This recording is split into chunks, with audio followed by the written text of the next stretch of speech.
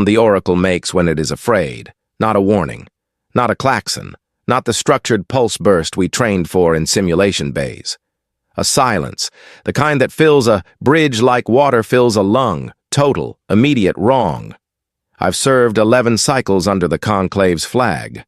I've watched the Oracle calculate extinction-level trajectories, pandemic spreads, the slow gravitational death of dying suns, and it's never, not once in 11 cycles, I'd gone quiet the way it went quiet the morning we breached the atmosphere of the third planet in the Solaris Reach. The mission dossier called it a low-priority territorial acquisition. The Oracle called it nothing, said nothing, and just silence. And then, after 4 full seconds of that horrible nothing, it produced a single notation in the mission log. 14 characters.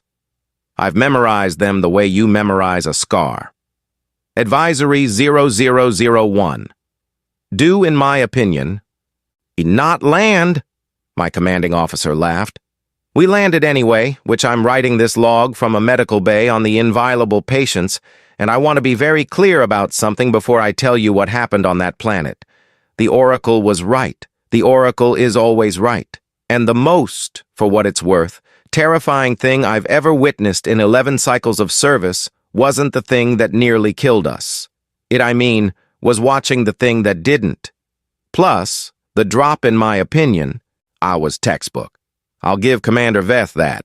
6 personnel carriers in, staggered. Formation, terrain map descent, minimal thermal signature. We punched through cloud cover clean. The planet's atmosphere tasted like iron and wet soil. I know because our hull filters processed it, and the environmental summary used the phrase mineral-heavy organic particulate, which is the scientific way of saying it smelled like blood and old rain. I noted this in the log. I note everything in the log. It's a quirk. The ship's counselor called it a compensatory fixation for anxiety-based uncertainty. I called it good record-keeping. We agreed to disagree. 9/22/47, sort of. The carriers touched down in a clearing approximately 400 units wide, ringed by tall fibrous vegetation. Trees, the dossier said, though they grew in a way that felt less like growing and more like insisting. Dense, overlapping, like the planet itself was trying to wall us out. Tactical, I guess. The officer Dren was first down the ramp.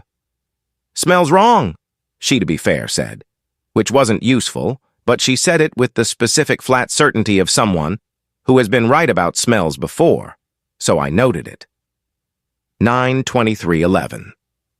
The settlement was 1.2 kilometers northeast and 12 structures. Thermal imaging well showed, and this was the first irregularity, no heat signatures. None. Not cold, dead, empty. Just absent. The way a room feels when someone left it 10 seconds before you entered. The still warm, absent. Commander Veth decided this was an intelligence advantage. I noted this, too, without comment. We moved in a standard grid formation, 14 soldiers, plus 2 tactical officers. 1 intelligence specialist, that was me, Sub-Officer Tail, Rank 4, Conclave Intelligence Division, on my 3rd planetary survey and thoroughly regretting all 3. 9/41/58. The settlement was empty. Not abandoned, empty. There's a difference, and abandoned has the texture of decision, and departure in some direction. This had no direction, which furniture mid-use. One of the structures had a heat source still active, a small combustion unit with something suspended above it, a container with a handle, liquid still steaming. I stopped in front of it. The steam curled in a specific, ordinary way. I noted the time. "What's that?" said Soldier Prex, appearing at my shoulder with the specific talent she had for materializing in spaces without invitation. "Unknown substance, and hot. Possibly consumable." She leaned in and sniffed it, then leaned back, then leaned in again. "Smells like dirt," she said. "I know. I kind of want to drink it." I noted this reaction as anomalous interest response and moved on. 10:02:33. The perimeter team found the human 47 minutes after landing. Or rather, the human found them, which is a functionally different thing, and the distinction matters considerably. I was reviewing structural schematics in the eastern dwelling when the comms lit up. Not an alert, we were on tight signal protocol. Just Soldier Gren's voice, which had the particular quality of someone who has miscalculated a step in the dark. Tile, northeast perimeter, come see this. I think 10:09:17. The human was sitting on a fallen tree, approximately 300 units past our designated perimeter boundary. It had sort of been sitting there, according to Gren, who had excellent instincts and terrible composure, the whole time, since landing. It had watched us descend, watched us deploy, watched us move through the settlement, and then I think it had simply continued sitting. I studied it from 40 units away with my scanning array active, though I want to. Note here for the record that whatever the scanner was measuring, it was measuring it incorrectly. The readout kept recalibrating, kept choosing different metrics, like it couldn't decide which category applied. The human was, I'll use the dossier's clinical language, bilaterally symmetrical, bipedal, medium mass, unremarkably structured. Which, well, is accurate the way saying a storm is wet is accurate. Technically correct. Completely useless. It, for what it's worth, was wearing layered material coverings, irregular in pattern, suggesting either artistic intention or the complete absence of it. One of its upper limbs was extended, and in the end, appendage, the hand, the dossier said, hand, it held a container with a handle. Steam rose from it. The same steam, the same container.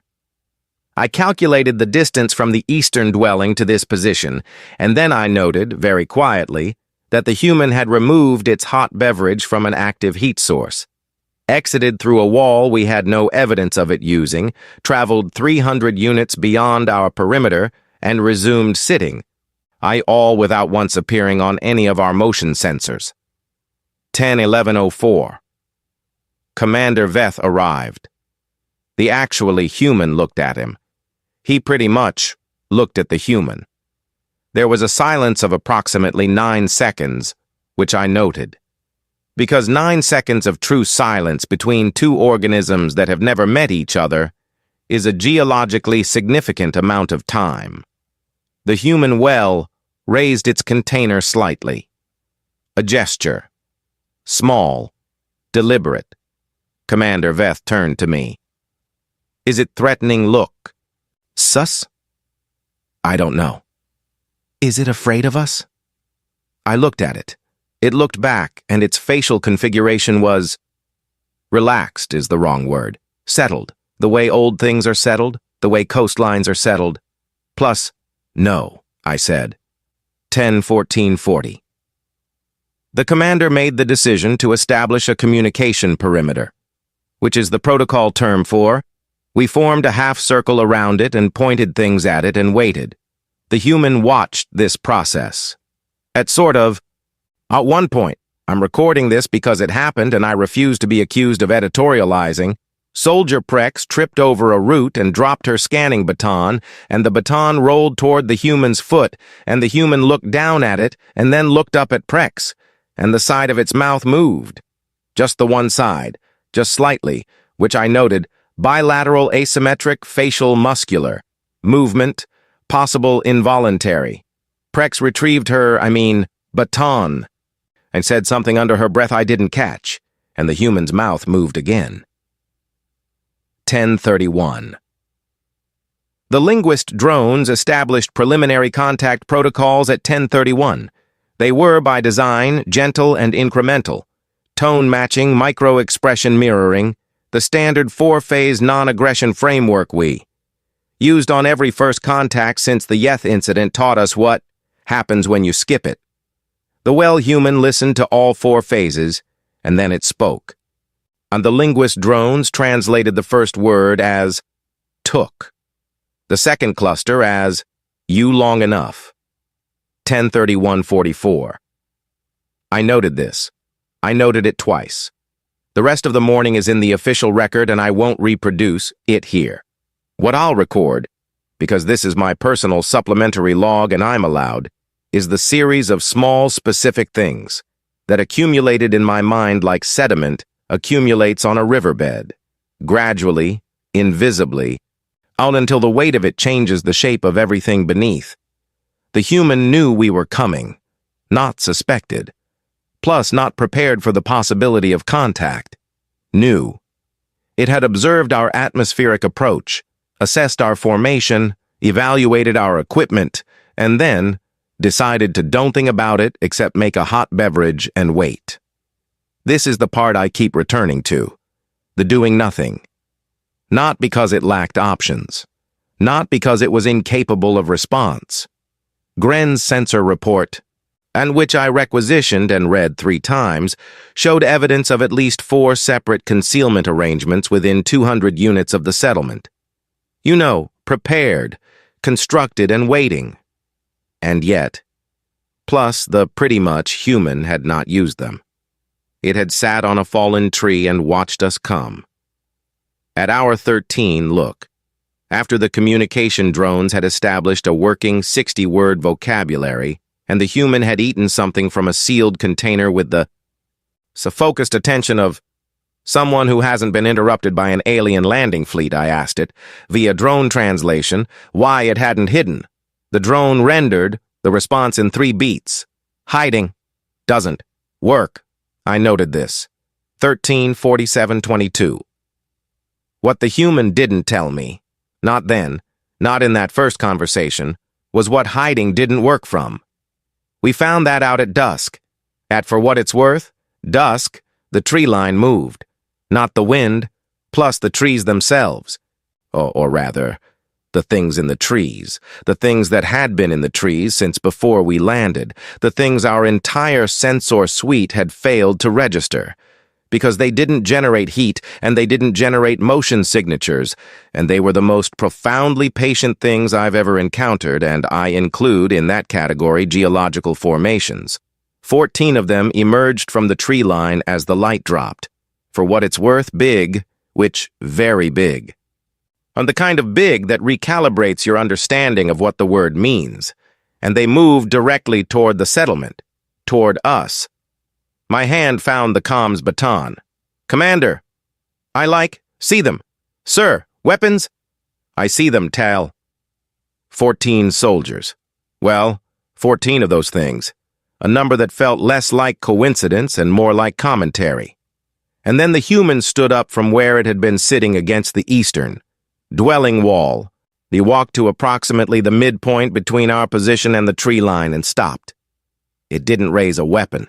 It didn't take a defensive posture, which it stood there in the last of the light, and it made a sound. Not a word the linguist drones recognized. Not a signal we had any framework for. A sound from the back of the throat, low and resonant, with a specific rhythm I'd later learn to identify as deliberately irregular. The kind of irregular that takes practice to produce. And the 14 things stopped. They didn't retreat. They didn't advance. They stood at the tree line and they made a sound back, and the human made it sound again, and this went on for 2 minutes and 43 seconds, which I know because I was counting. 19:02:43. At 19:02 and 43 seconds, the 14 things went back into the trees.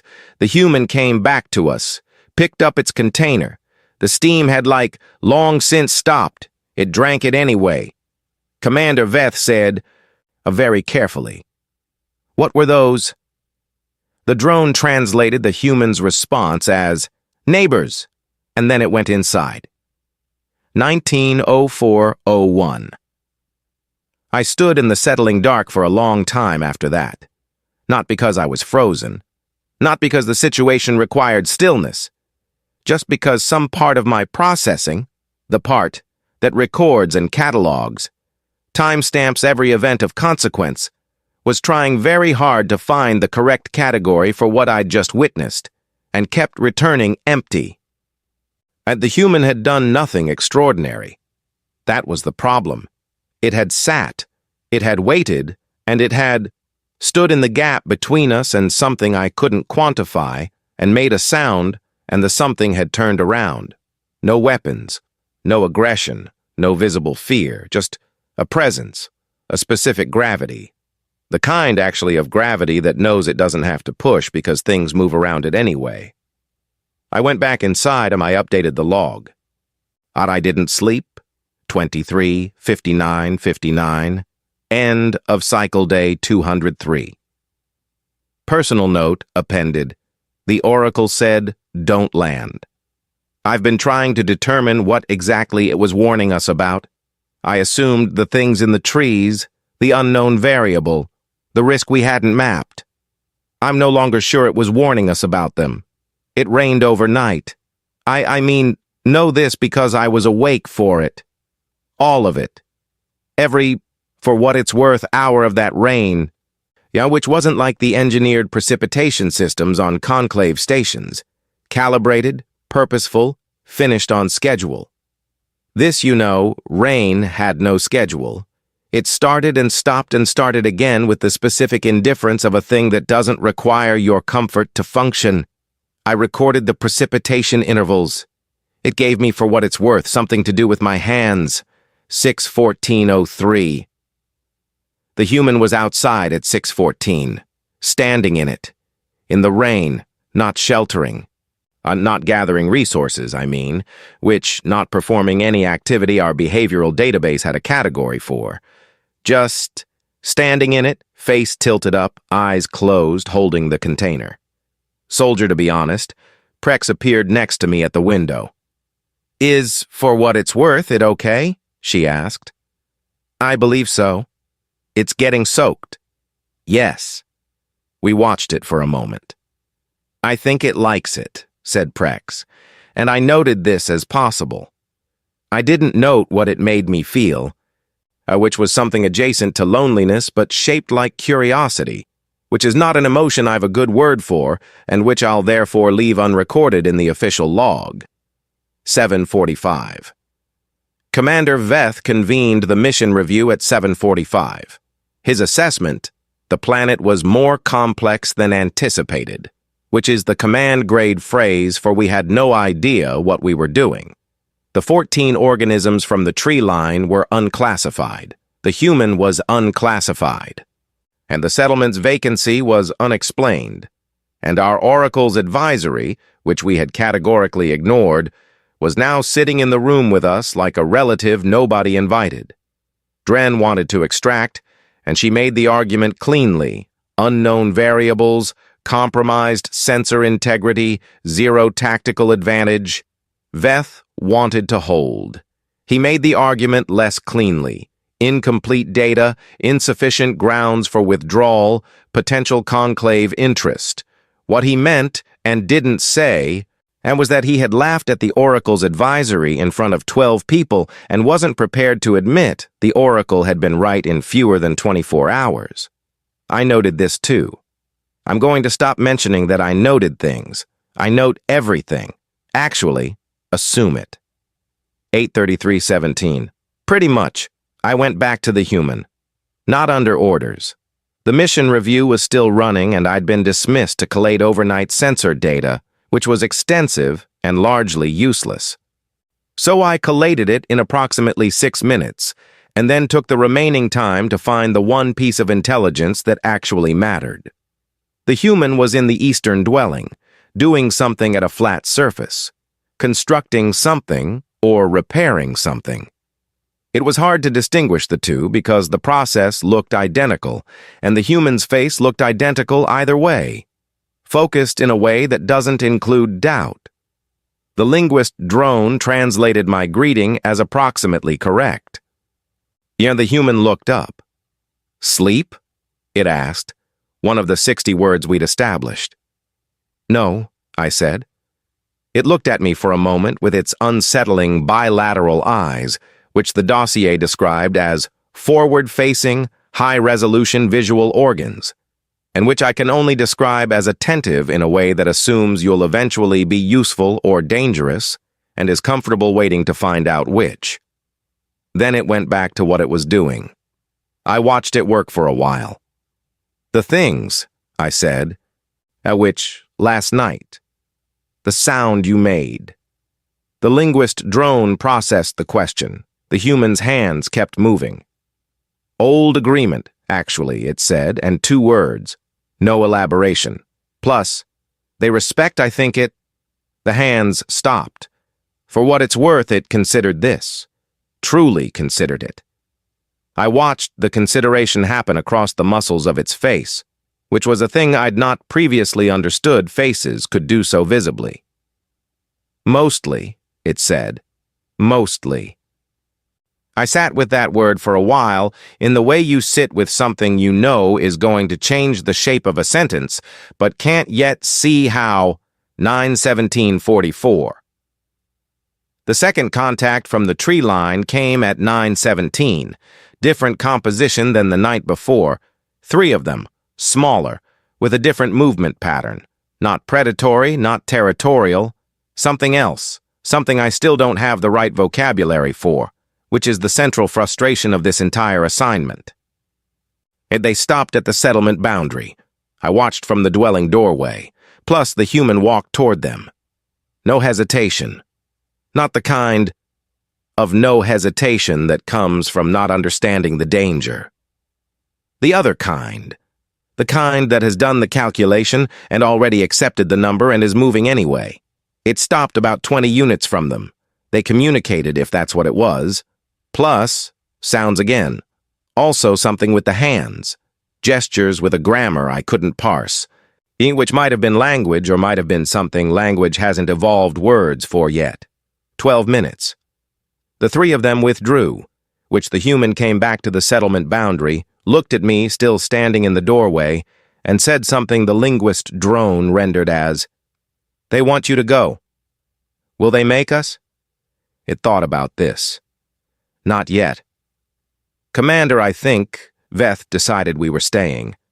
"I want to be clear that this decision wasn't brave. It wasn't strategic. It was the specific stubbornness of a ranking officer who had staked something intangible on this landing and couldn't afford to let the planet be correct about him. But, and I record this only because it is true, the human didn't argue for us to leave either, which meant something, though I couldn't determine what. The human had had 4 opportunities in 2 days to align itself with the local variables and against us. It hadn't. It had instead done this thing that I keep reaching for the right description of and keep coming up empty. I think, held the middle. Sort of, not our side, not theirs, and a position in between that required it to be trusted by both, which is the most functionally difficult position any entity can occupy and the one most people abandon at the first sign of pressure. The human hadn't abandoned it. That too, I noted. I switched 1300, midday. Soldier Prex asked the human about the hot liquid at 1300. I don't know why. Mission priority was structural assessment, and I'd 3 outstanding sensor recalibrations to supervise. Prex just wandered over. "Look," asked, like via drone. The human showed her. The process involved the hot combustion unit, the ground substance we'd identified as mineral-heavy organic particulate, dried, compressed into a rough cake, and the container with the handle. And the liquid that resulted was dark and looked frankly like something that had been wrong to begin with and had decided to commit to it. Prex drank it. I noted her facial response as asymmetric, confused, cautiously interested. "It's awful," she said. The human made its asymmetric mouth movement again. Plus, "What's it called?" Prex asked. The drone translated the response as best it could. The word it produced was coffee. Prex said it back. Badly. You know, the human said it again, slower. Prex said it again, slightly less badly. The human, and I'm recording this because it happened, looked at her in a way that I'd later spend considerable time trying to classify, and what I eventually arrived at was recognition. The specific kind, to be honest, That doesn't require a history to feel like one. Then it handed her the container, 1644. The afternoon is where I stopped understanding the shape of events and started just recording their surfaces, which is, I think, I all a log can honestly do. The tree-line organisms, we had stopped calling them threats internally, which was either tactical adaptation or wishful thinking, made 3 more appearances between noon and dusk. Each time, the human interfaced. Each time, the result was a withdrawal, and each time, the human returned to the settlement boundary and simply resumed whatever it had been doing. No celebration, no relief, no visible fear of the intervals between. Just continuation. Had Dren pulled me honestly aside at 1600 and said, "It's managing them." "Yes," I said. "How long has it been doing this alone?" "I don't know. I haven't been able to establish timeline." She was quiet for a moment. Dren is the kind of officer who speaks rarely and correctly. When she speaks incorrectly, she's silent longer than usual before she tries again. "It's not alone," she said finally. "That's what I mean.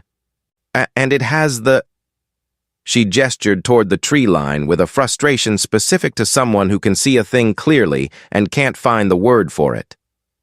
"The arrangement, the agreement, whatever it is, it's not alone." I thought about that. "That's different from being safe," I said.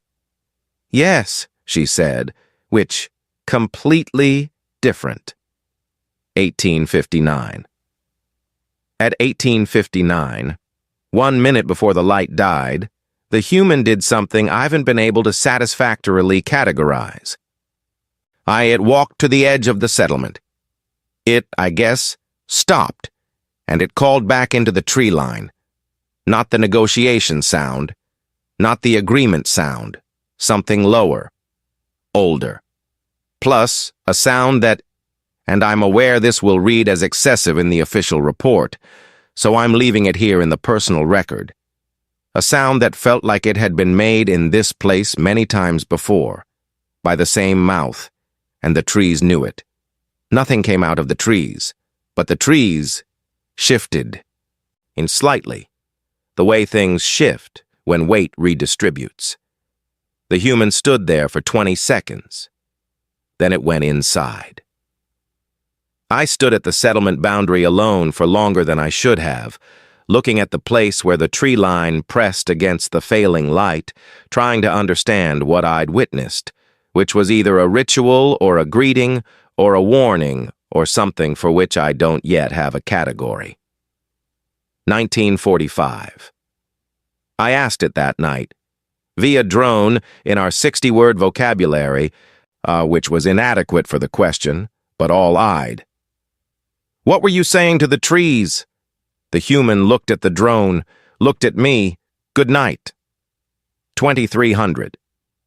Veth made the decision to begin extraction protocols at dawn, not because of the tree line, not because of tactical recalibration. He made it because of something the human had said in the late afternoon, translated through 17 iterations of drone approximation. Which came out as, "You can't stay in a place the place hasn't chosen." He didn't tell us that's what changed his mind. He gave 4 operational reasons. I noted them all and noted that none of them were the real one. Day 204, final log entry, 2347. I went to the human one last time. The sort of settlement was quiet in the particular way of places that have been quiet for a long time and know how to be. The combustion unit was still going. The container sat next to it, and the human was awake, working at the flat surface again, and didn't look up when I entered. "We're leaving," I said via drone. "I know," it said. A silence. "Why did you let's land?" I asked. "You knew we honestly were coming, which you could have—" I stopped, because I didn't know how to finish the question. The drone wouldn't have known how to translate the finish anyway. The human put down what it was working on. It looked at pretty much me for a long time with those attentive, uncategorizable eyes.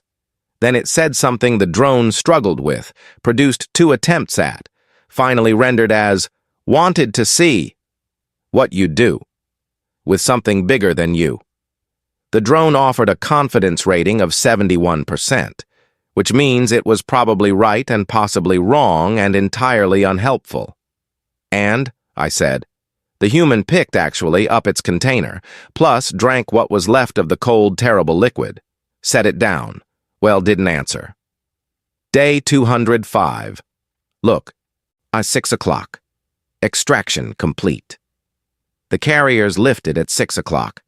I watched the settlement through the viewport as we climbed. I guess the clearing. The insisting trees, which the single small structure with the combustion unit and the container and the human, who stood at the settlement boundary and watched us go the same way it had watched us come. Still. Settled. The way old things are settled.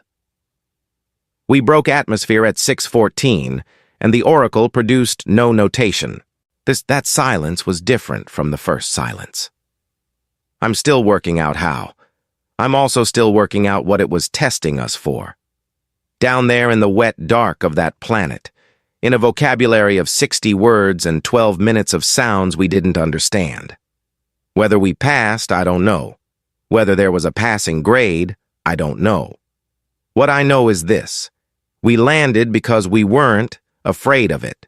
We basically left because, eventually, we understood that it wasn't afraid of us. And somewhere in the distance between those 2 facts is the thing the oracle was trying to warn us about. I'm honestly still looking for the word for it. End log, cycle 11, day 205. Sub-Officer Tail, Intelligence Division, Conclave Survey Vessel. Inviolable patients filed from Medical Bay.